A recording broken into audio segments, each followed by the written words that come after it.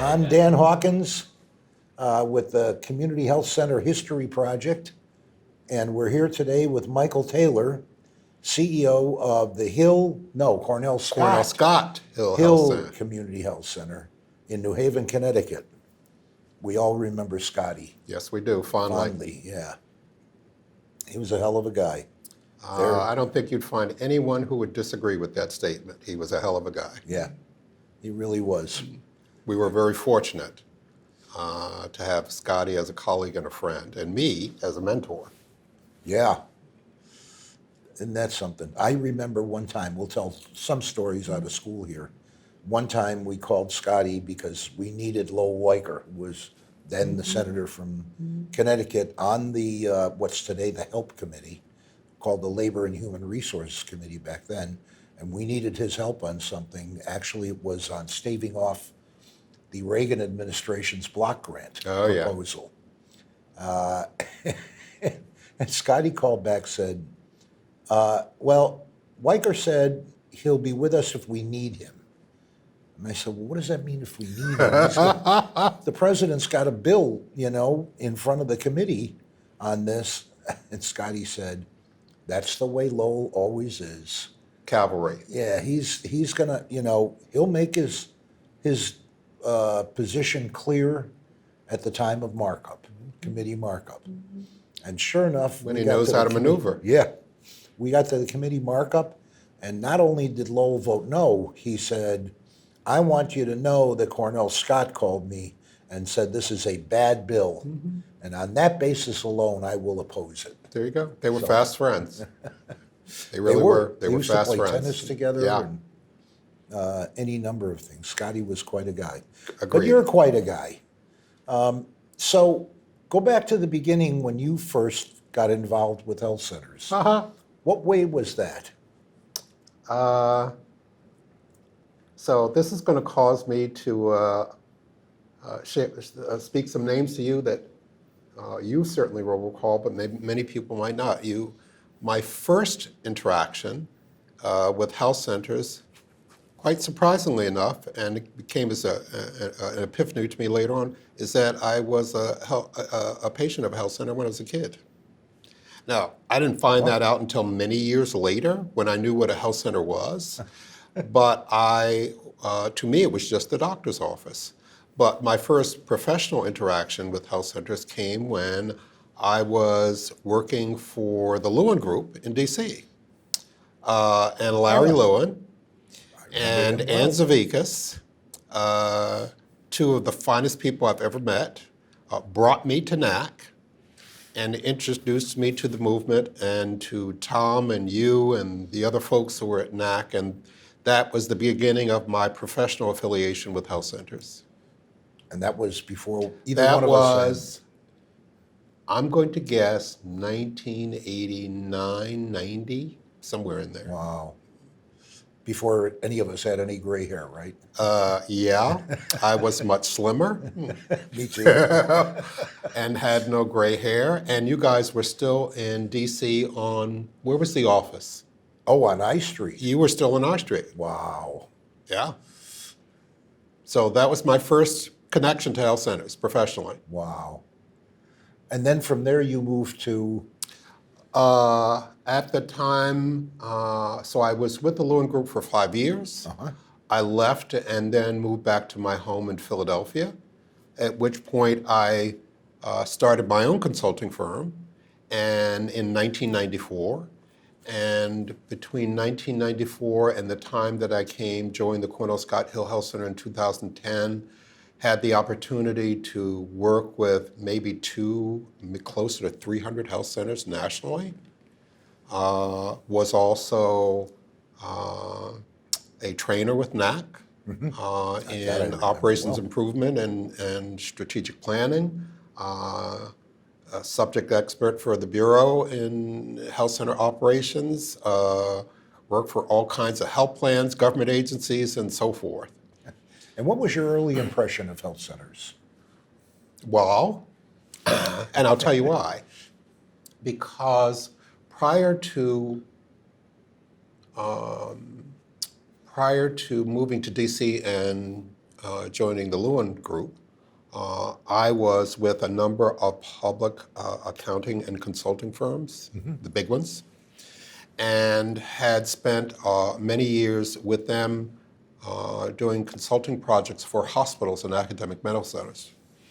And when I came to health centers, one of the things that struck me was, wow, how is it that this wonderful gem of primary care isn't more connected to the other side of the business?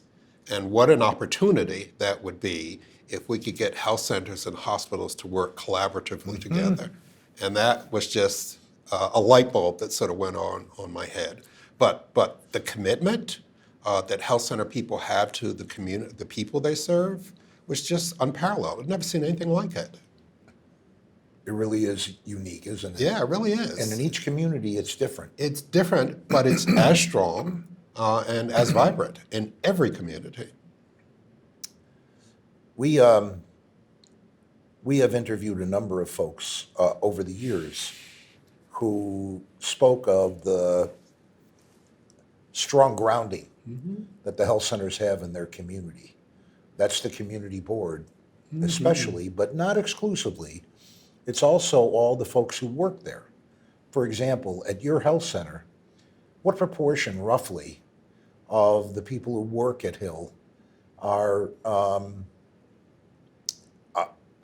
members of the community? Probably half of our 550 staff members are members of the immediate community. Uh-huh. And they get care at the health center as well? We encourage them to do that. The numbers keep going up as we improve, so we encourage them to get their care at the health center. That's great. Speaking of improve, you and I both know that back in the early years, the focus was on financial management, which was a challenge in a number of communities. But quality of care didn't get the attention early on that it probably deserved. Now, I know that at Cornell Scott, you have made a priority improving the quality of care. What motivated you to do that, and what results have you seen? Well, I'll tell you, when you grow up in the hood, and you are fortunate enough to do well enough in your career to lead a different life than the one you had as a child, you can see very dramatically the difference between quality care and when you're welcomed, and what that means and what that looks like and what it feels like versus not. And so for me, it was an opportunity to provide to all of the people who we now care for at the Cornell Scott-Hill Health Center the same extraordinary expertise, the same commitment, the same warmth, the same welcoming, the same extraordinary resources that anyone gets, anyone, anywhere. And so what I look to and aspire to is raising the bar so that our community health center is not just on par with private practitioners, but even better. And your experience has been that they do that. You have to be creative. You have to be thrifty. You have to be efficient. But it is absolutely possible. Okay. That's always a big challenge. And we feel we're doing that. Yeah. You know, the old saw out there has been it's healthcare for poor people, so it must be poor healthcare. No. No. Our margins might be slim, but that in no way speaks to the quality of services that we offer our patients. We just happen to serve people who are economically disadvantaged. Yeah. That in no way speaks to the extraordinary resources of community health centers. In my organization, we have providers who are world class, could work anywhere. My chief of medicine and chief of behavioral health, they consult for the World Health Organization in a community health center. But people don't realize that kind of skill and accomplishment exists in many community health centers across the country. Yeah.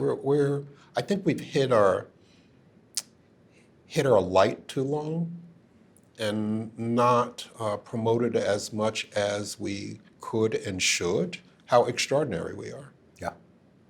Yeah, I think you're absolutely right about that. Speaking of, so you have formed a relationship with the venerable Yale New Haven Hospital Yes. and Yale Medical School. Yes. Talk about that for a little bit. How has that gone? And Slowly. What benefits has it yielded to Cornell Scott?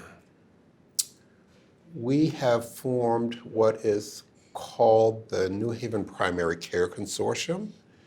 It is a consortium between Yale New Haven Hospital, Fairhaven Community Health Center, the other Community Health Center in New Haven, and us, the Cornell Scott-Hill Health Center. And we, the two health centers, will become the primary care teaching arm of the Yale School of Medicine and Yale New Haven Hospital. So we will be managing Yale's primary care clinics. Wow. This is now primary care residency training? Yep. Plus patient care, direct That is patient correct.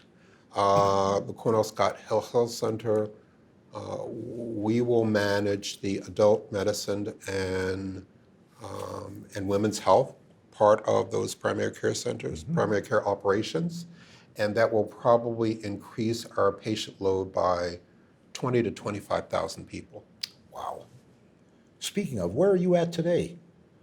Today we're at just over 35. So, Wow. So in a bit, as soon as the CON is approved, which is imminent, because we still have CON approval in the state of Connecticut. As soon as the CON is approved, we're anticipating being able to relocate those clinics into a new facility and under the management of the two health centers, probably becoming operational in January 2021. And we will go from 35,000, serving 35,000 New Haven area residents to 55 to 60,000. wow. Yeah, that's daunting. Well, it's also success. Well, It's success. when you started to ask about it, I said slowly. We've been around this table discussing this for 3 years now and really planning every conceivable aspect of it.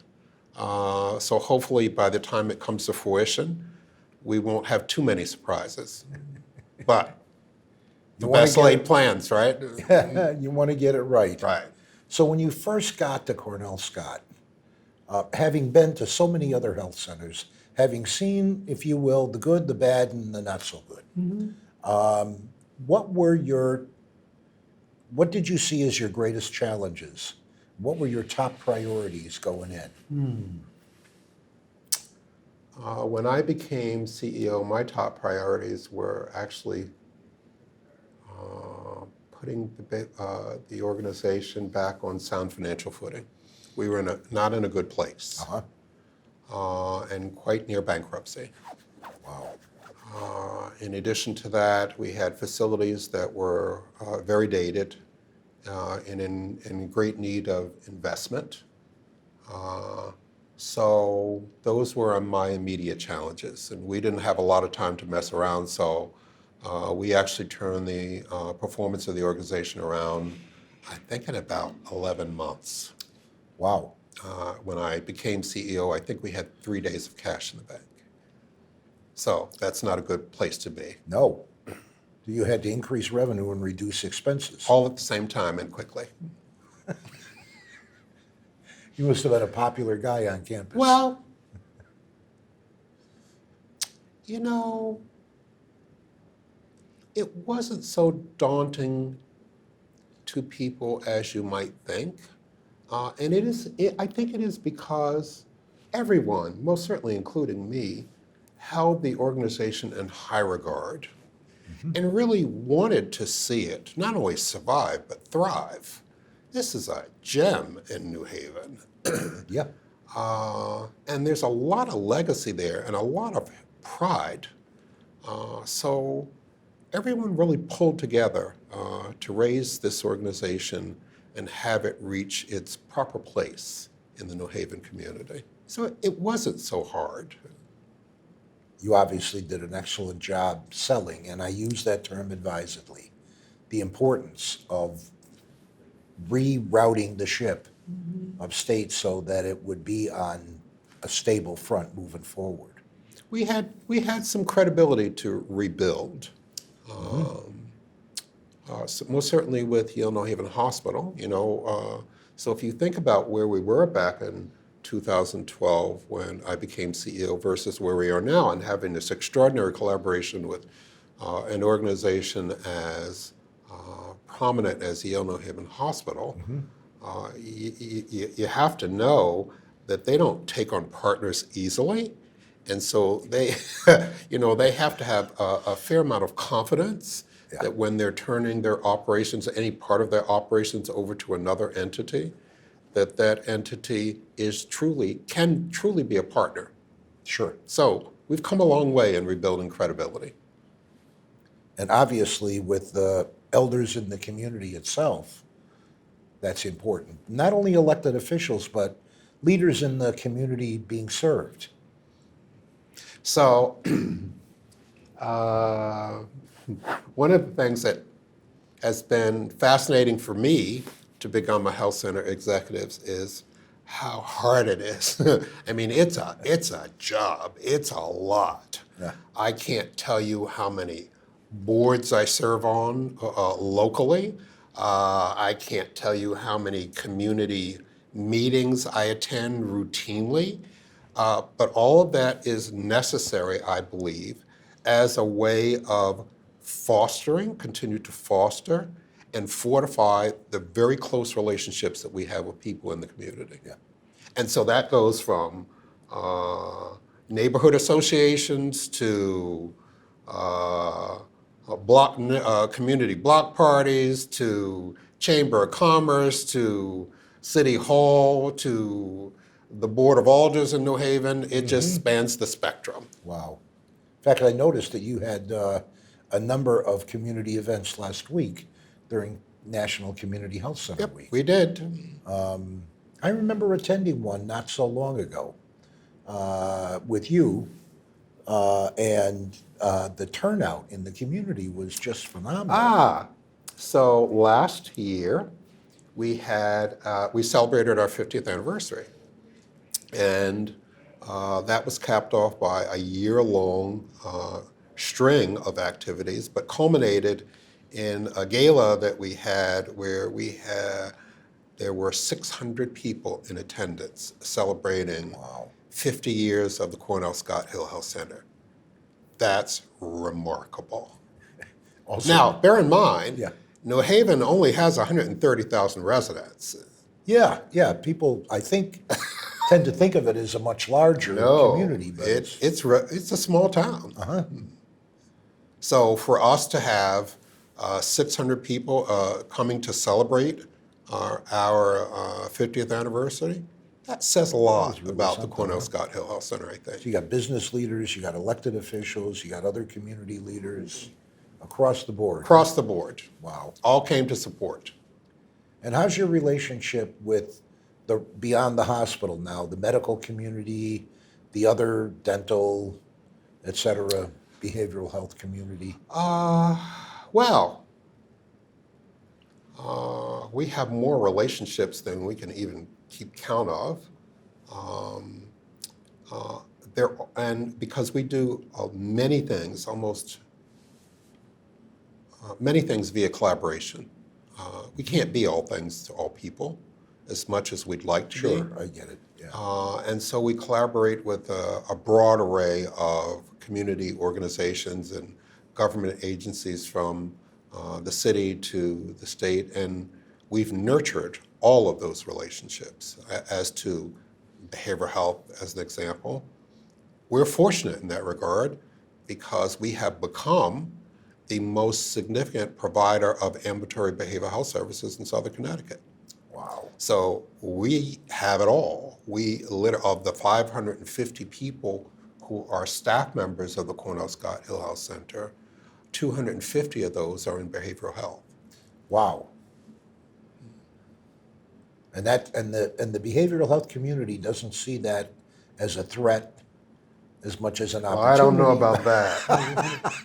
Or maybe they're smart enough not to try to take you on. I'm not going to say that.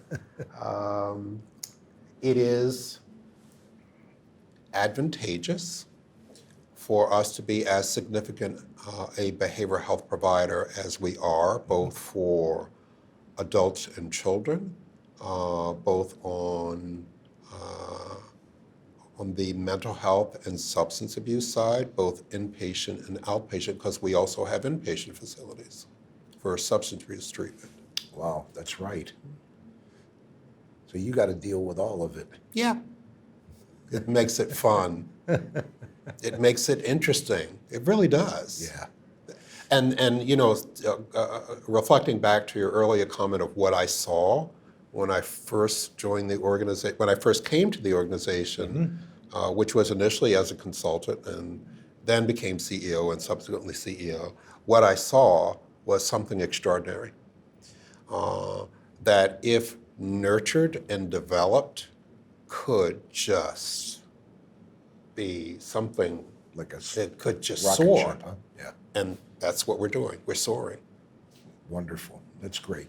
So you see a bright future Oh, gosh. for Hill Health Center? Oh, For- yeah. For health centers in general? Yes. You've been around. You've seen a lot of them. I think the prospects for health centers are enormous. I wish we could stop having these fiscal cliffs every few years. Oh, sorry about it. That's very painful and causes me, and I'm certain many of my peers across the country, a lot of sleepless nights.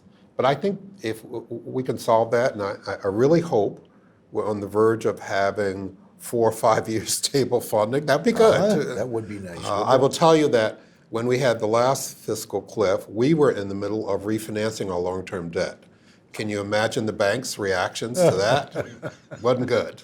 So we actually had to delay our closing until the cliff was remedied. Uh-huh.